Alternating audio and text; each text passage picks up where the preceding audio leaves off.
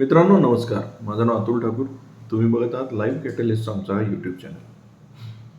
मित्रांनो, लघु आणि मध्यम उद्योजक किंवा व्यापारी या कॅटेगरीमध्ये तुम्ही असाल तर आजचं थंबनेल जे आहे ते तुमच्यासाठी फार महत्त्वाचं आहे.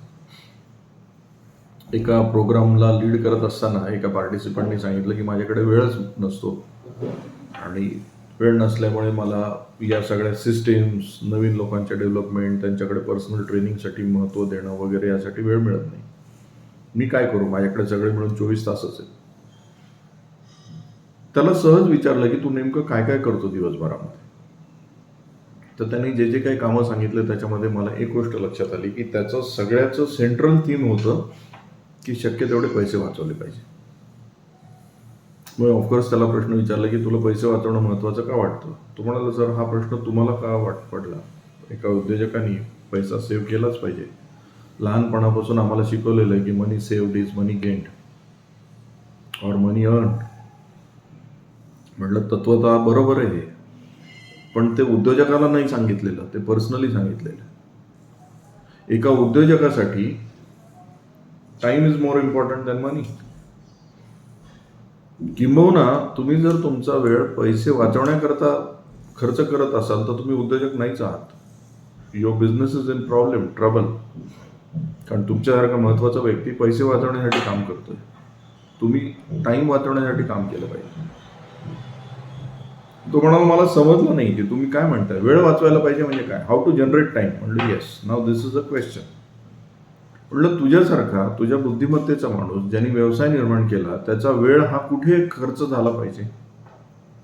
तर त्याचा वेळ खर्च झाला पाहिजे बिझनेसला सिस्टीम्स कशा लावता येतील, बिझनेस ग्रो कसा करता येईल, मार्केटिंग कसं करता येईल, अधिकाधिक कस्टमर माझ्यापर्यंत कसे येतील. नाही की यू विल एंटर, तू ते सगळे जमा खर्च एंट्री करत बसतील, टॅली वापरत बसतील. यू विल गेट इझिली 10-15 हजारात एक माणूस मिळून जाईल ते करण्याकरता. तू ते काम स्वतः करतोय. ते 10,000 वाचवण्याच्या नादामध्ये तू तुझं कदाचित स्किल वापरून तुझा बिझनेस 4 पट मोठा होतो याचा विचार बंद करून टाकला, बिकॉज यू आर ऑक्युपाइड. तो म्हणाला, हे बरोबर आहे, वाटतं ऐकायला बरोबर वाटतं, पण सध्या मनी क्रंच आहे. म्हटलं बरोबर आहे. मनी क्रंच काय आहे? कारण मार्केटिंगवर लक्ष दिलं जात नाहीये, सिस्टीम्सवर लक्ष दिलं जात नाहीये, ग्रोथवर लक्ष दिलं जात नाही. यू आर ओनली ऑक्युपाइड की जे आलेले पैसे त्याच्यात मी माझा आहे तो व्यवसाय कसा मॅनेज करू. आणि हेच 90% लोकांची स्टोरी आहे की रादर दॅन जनरेशन ऑफ मनी त्यांचा फोकस आहे त्या पैशाला इफेक्टिव्हली कसं वापरता येईल यावर असतो. आणि त्यालाच ते समजतात इफेक्टिव्ह हँडलिंग ऑफ बिझनेस. व्यवसाय हा जनरेशन ऑफ मनीसाठी आहे. व्यवसाय हा how you can generate more and more money, cash flow कसा वाढला पाहिजे यासाठी आहे. जमा खर्च चांगल्या पद्धतीने लिहिणारे उद्योजक कधीच चांगला व्यवसाय करू शकत नाहीत मित्रांनो. ग्रोथ पाहिजे, तुम्हाला कॅश फ्लो मॅनेजमेंट आलं पाहिजे. त्यामुळे एका पुस्तकात एक वाक्य वाचलं होतं, ते मी तुम्हाला सांगतो की even if you focus on increasing your marketing bye 10%, तुमचे बिझनेसचे सगळे प्रॉब्लेम सॉल्व्ह होतील. परत एकदा सांगतो, तुम्ही तुमच्या व्यवसायाचा फक्त मार्केटिंगवर लक्ष द्या आणि 10% मार्केटिंग तुमचं वाढवा, तुमचे व्यवसायाचे प्रॉब्लेम सॉल्व्ह जातील. आपलं मार्केटिंगकडे लक्षच नसतं. सो एक लक्षात घ्या मित्रांनो, व्यवसाय आणि व्यावसायिक ह्या तुमच्या अंगांगात जर भिनलेला असेल तर तुमच्यासाठी वेळ महत्त्वाचा आहे.